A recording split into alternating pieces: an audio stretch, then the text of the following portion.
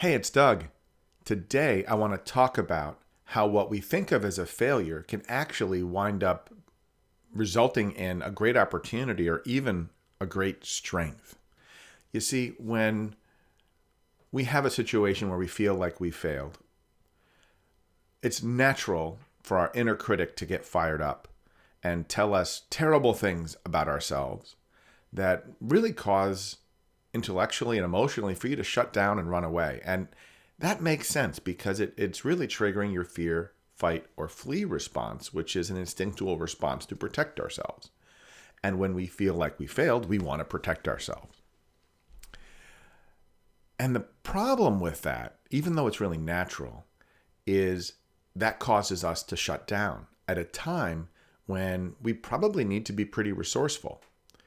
When you make a big mistake, the temptation might be to run away, but it often creates a situation that needs a remedy like right away. So we have to move through the fear and get us to the place of saying, well, how can I learn from this? How can I turn this disappointing situation into something positive?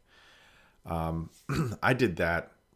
I've done that a lot in my career, but the story that comes to mind is when I was trying to do it in my marketing, and I would go out and try to become known in our little state of Connecticut, and I would go to networking meetings and give my pitch, and I would meet people, and I would collect business cards, and I would have random acts of lunch and coffee and bad Chardonnay and terrible hors d'oeuvres.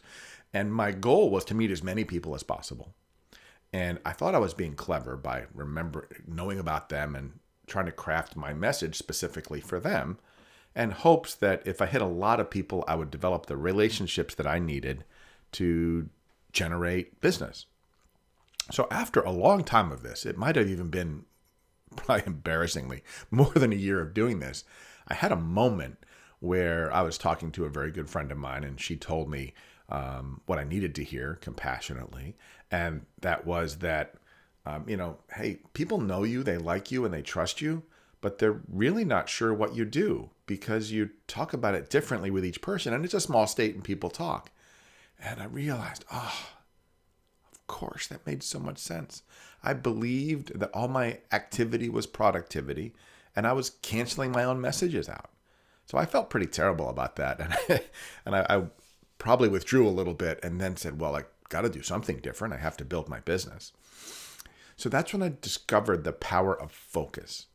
And it was almost like when I passed through a door and I made some choices about what I wanted to do, the problems I wanted to solve, and the people I wanted to solve them for, things got dramatically better for me. It was like opening a door, and there was so much opportunity that I had never even seen before. So I learned a better way, but I also learned that at a time when you want to shut down and run away, that's the last thing you need to be doing. And you need to find a way to work through the fear and the anxiety and other things that might be going on, and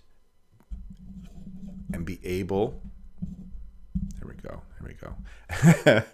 That's just playing by my volume here. Okay. Being able to be resourceful and work your way through that.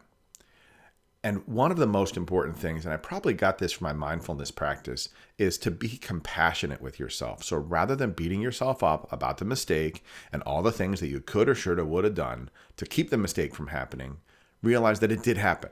There's nothing that you can do. So you can accept, get the facts, and figure out how can you be resourceful and learn from it. And so when you have a discouraging experience, that can also lead to some of the times of greatest creativity and renewal. And that's what I've done through my career is I've put myself into difficult situations trying to help companies and help myself and help my clients. And there's a lot of mistakes that happen along the way. And if we just shut down when we have those mistakes, we don't learn anything. But when we learn, we can gather valuable lessons, feel better about ourselves, and help other people move forward.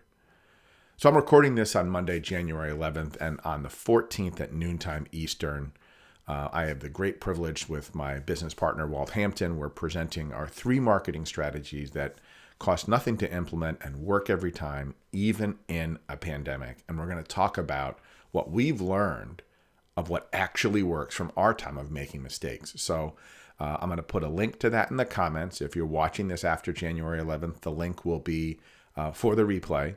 I want to encourage you to join us for that program. But more importantly, I want to leave you with this idea that when your instinct feels like shutting down after you've made a mistake, take a deep breath and step back and say, what are the opportunities to learn from this? Because history has shown us, I could talk for an hour on this.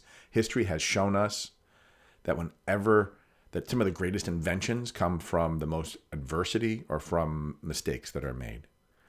So I'd also would love to hear from you. What was one big thing, a pivotal moment that changed your life, or a lesson you learned from a mistake that you made?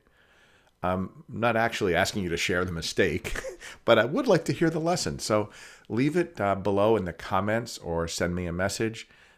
We learn most from our mistakes. And so let's not shut down. Let's be resourceful and compassionate with ourselves and pick ourselves up and dust ourselves off and go on to do the right thing, the next right thing. And then we're going to make more mistakes, dust ourselves off, and keep going again. That's just how business works. So hope this is helpful. Please leave me a comment.